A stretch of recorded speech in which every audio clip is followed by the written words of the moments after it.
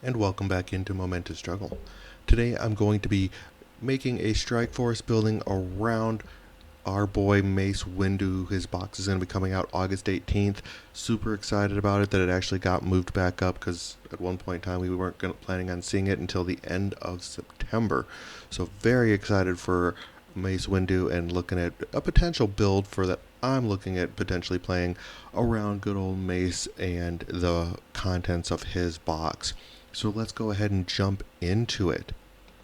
So of course I always start my builds by just breaking down to each individual person that I'm looking at building. So since we are starting with the Mace box, we're going to start with good old Mace Windu. Now Mace brings a unique skill set to this overall team, coming in at only 6 squad points and 4 force. So his restrictions of squad building are very small. He is a very restrictive character. So we really have to look at what we're able to bring with him, what we're able to do, and he's really going to lean it into the other squad that you're going to be bringing along with him. So let's go and take a look at exactly what Mace is bringing to the table and how we're going to utilize him. And here we have Jedi Master Mace Windu. I really do like him. I think he's going to bring a lot of unique things to the game, especially to the Galactic Republic. But let's take a look at him overall. He does have 6 squad points, 4 force, 11 stamina, 3 durability. He of course is a primary unit named Mace Windu. He does have the tags of Force User, Galactic Republic, and Jedi, and of course is Clone Wars era. A couple of things that really stick out to me that I do love about Mace is his rush to action ability. At the start of his activation, he gets to move another Galactic Republic unit, and each character in that unit can make a dash. So he gives an out of activation movement to a whole unit, and on top of that, there's no distance restriction, so he doesn't have to be within range 3 or 5 or what have you. It can be anyone on the opposite side of the board, so you can have him anywhere and he can move somebody else on the entire opposite side of the board. So I really like that. Out of activation movement has always been something that I really do like. I really think that's something very important to the game, is being able to manipulate where people are on the board when you're not actually utilizing them. So definitely a very good ability that he has there. His reactive ability of tempered aggression, I think, is also really solid. Being able to spend force to reroll failures on your attacks is definitely solid. Anytime you get to reroll dice and have any type of, this isn't really dice manipulation, but dice manipulation is really solid as well.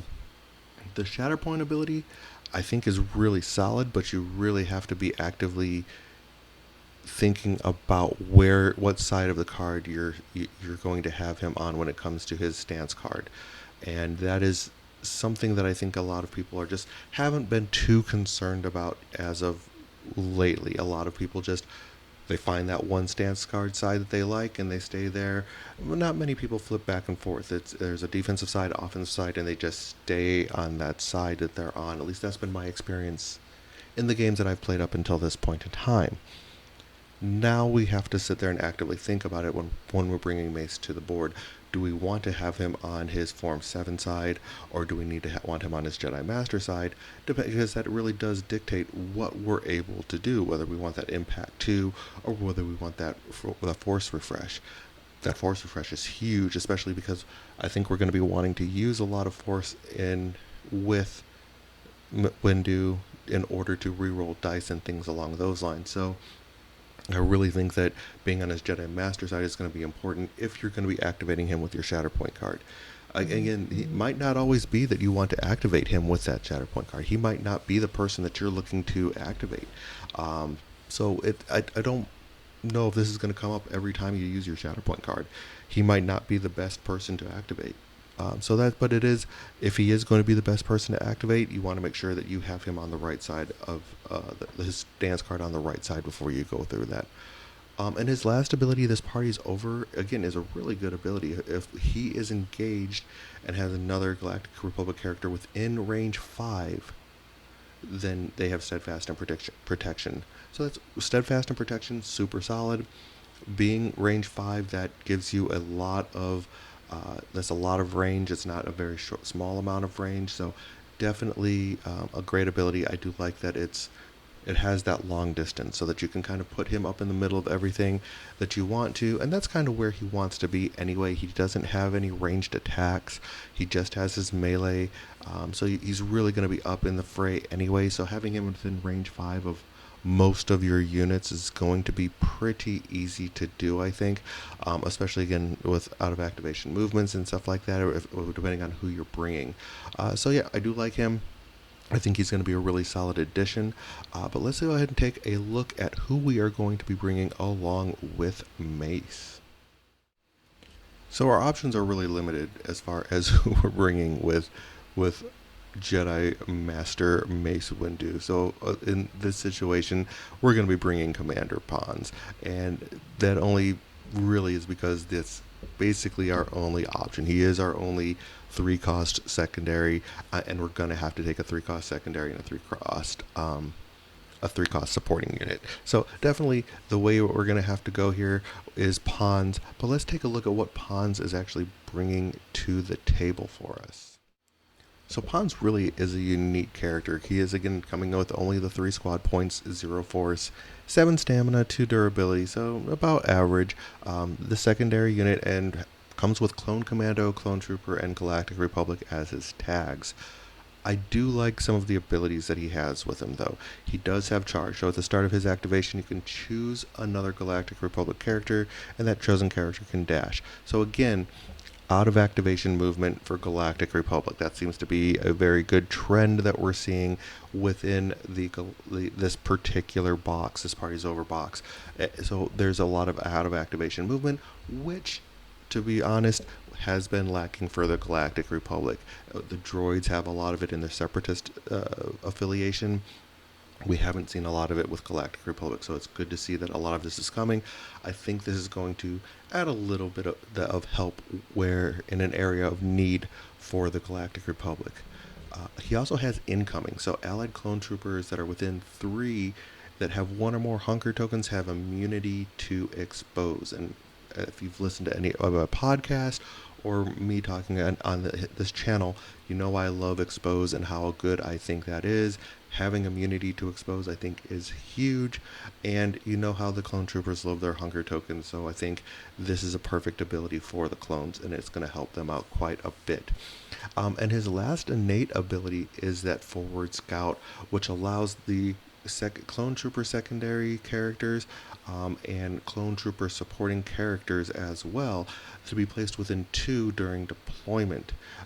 So I do really like this. It's only in the squad that they're in, but basically you are allowed to put them a little farther forward on deployment. So it's going to add a little bit of spice to your deployment. I really like that ability. Being able to move them more and having a little bit more movement available to them, and being able to get them into a little bit better positions just because of how much farther you're going to have to be able to put them forward. So adding a different wrinkle, I really like the different wrinkles that we're getting here with Commander Pons. So I think he's going to be a nice addition to the Galactic Republic. So let's take a look at who we're bringing, though, to finish out this squad with the Galactic Republic. So looking at the total squad here so far, we have Jedi Master Mace Windu and CT-411 Commander Pons. To flesh out the last of this particular squad, we're going to be bringing the ARF Troopers. Really, like I said before, the very limited options that we have, seeing how we only have the 6 squad points to work with. But the ARF Troopers are pretty solid, and let's take a look at what makes them so solid. Again, the ARF Troopers are bringing some unique individual abilities to the Galactic Republic. They again come with 3 squad points, 0 force, 7 stamina, 2 durability. They are a support unit it comes with 2 models. So they do have the tags of ARF, Clone Troopers, Galactic Republic, and Trooper, and of course again our Clone Wars era. They have some pretty common abilities that we've seen already within the clones. The defensive maneuver just is pretty much a common one that we're going to bring along every time with your different clone troopers. Coordinated fire also is another common one we see. Their coordinated fire, though, allows for expose, which again, my favorite ability, my favorite condition to give opposing characters. So that's kind of nice to sit there and give that expose before dice are rolled. So you're exposing them, basically rolling the dice, turning off that condition or their ability to do that. So basically, it's a enfeeble, the new enfeeble of the fifth brother on a clone trooper finally. So I do think this is a nice addition that we're going to be having there. Brother in Arms, of course, is something that we've seen before. As long as they have a hunker token, they have steadfast. So all abilities that we've seen already before. The only ability that's new is, of course, the lay low ability. So when a character in this unit rolls defensive dice during a ranged attack, if the unit has one or more hunger tokens, you add expertise to their roll. So that's a really interesting ability where it just makes them a little bit more durable. Again, that they do have to have that hunker token. That is the ongoing strategy with these clones is those hunker tokens. So we really want to make sure they have their hunger tokens. But again, this also shows that they kind of want to be back so that they're not engaged, so that the attacks that they're taking are going to be at a ranged attack. And that also shows, I'm not going to pull up their card here, but that also does show on their stance card, because they have 7 dice at attack and 5 at melee.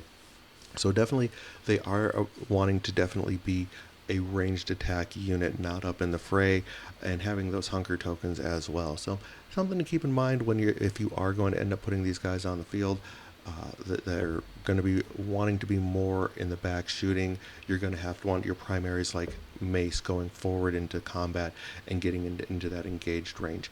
So that is the ARF Troopers. Let's take a look at who we're going to bring with Mace and his box.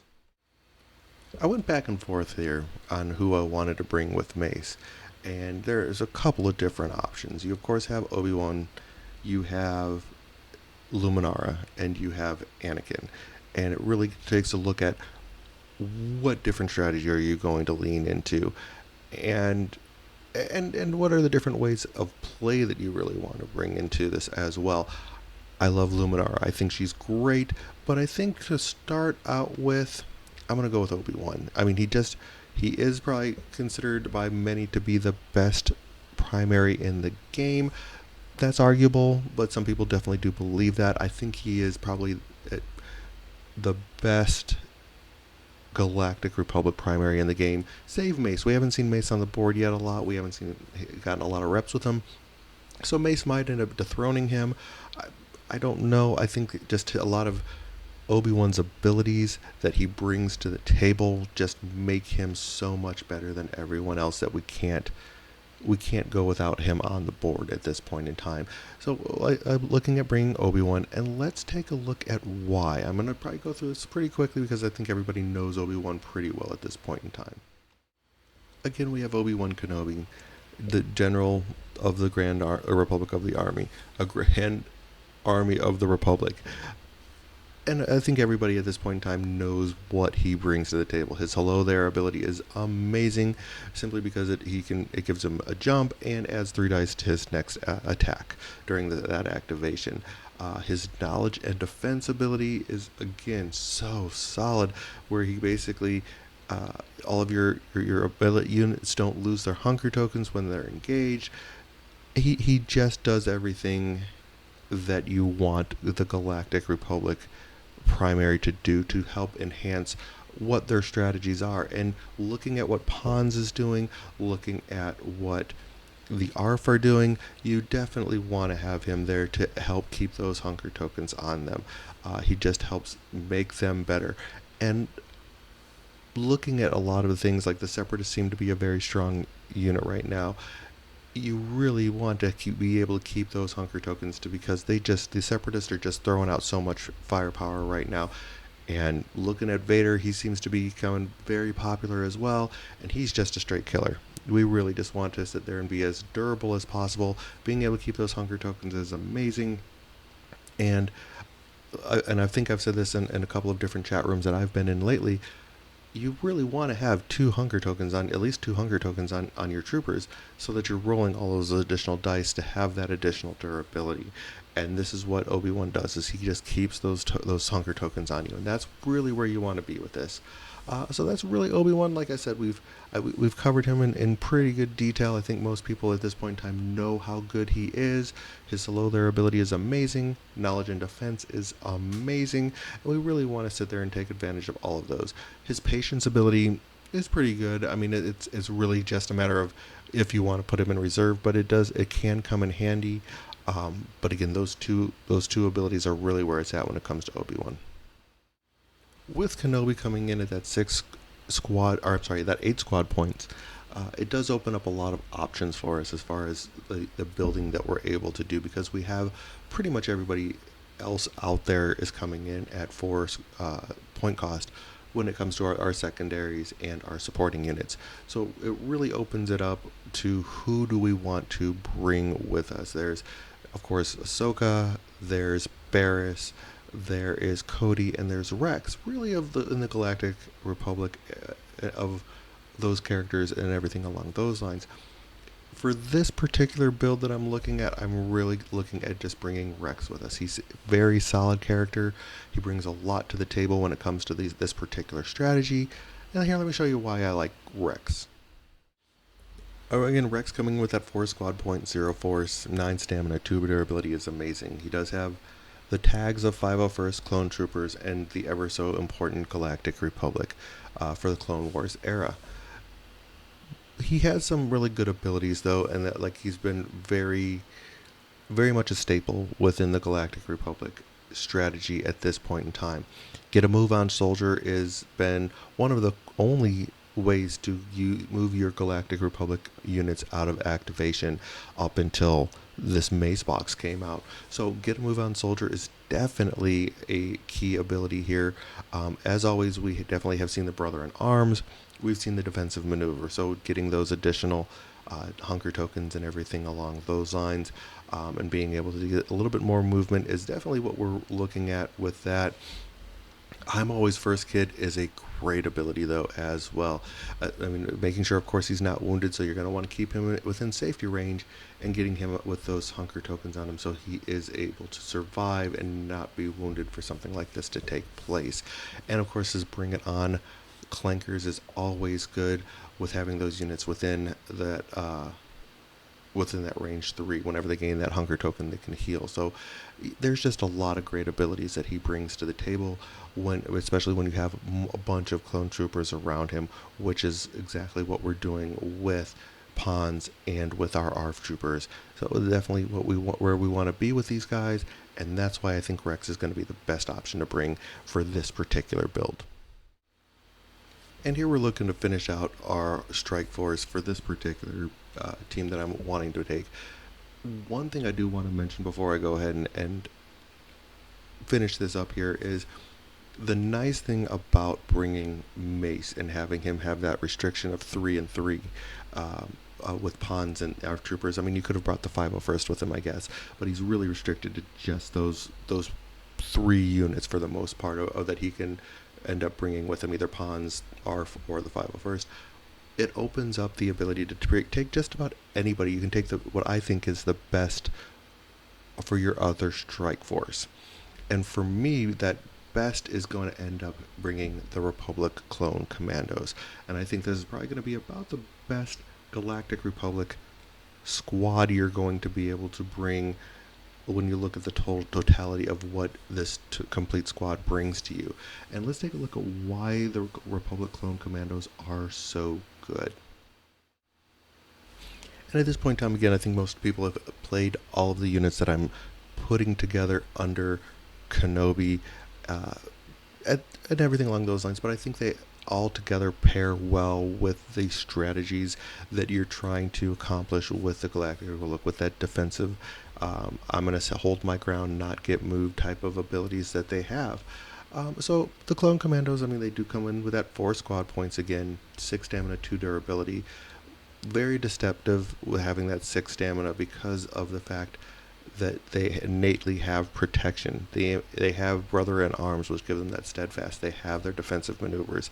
They have their coordinated fire. So having protection and steadfast, because they're always going to have that hunger token, having that protection, having that steadfast is just so good and makes them so much more durable than their stat line gives them credit for. And I just think they're the best clone supporting unit out there right now. Granted, I think ARF is going to probably give them a run for their money. I have not given them a lot of play at this point in time. Again, they haven't even been released, so there's really limited just play testing that you can do with them. But I do think they are solid.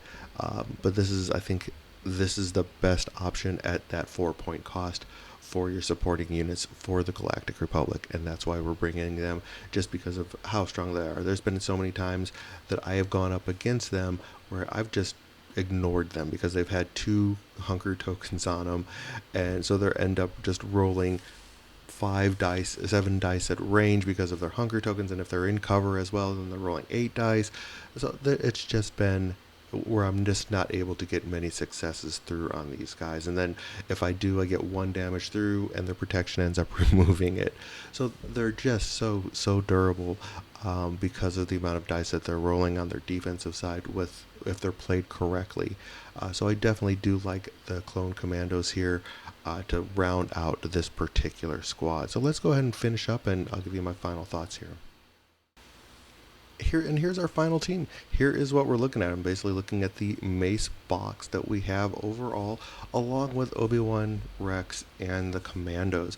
I think this is a pretty solid team, and it really takes full advantage of everything that the clones are really wanting to do within the strategies that we have at this point in time. As time goes on, the strategies for the clones may end up changing and evolving to something different, but for what we have, I think this is kind of the best thing to be doing with the clones. There is also the other option of bringing Luminara and building around her with Mace. I think that is definitely a good option as well, as she brings something different where we really want Mace to kind of be up in the fray, doing what he does, because he is kind of a powerhouse. He is a very attack friendly character, so we really want to look into that as well.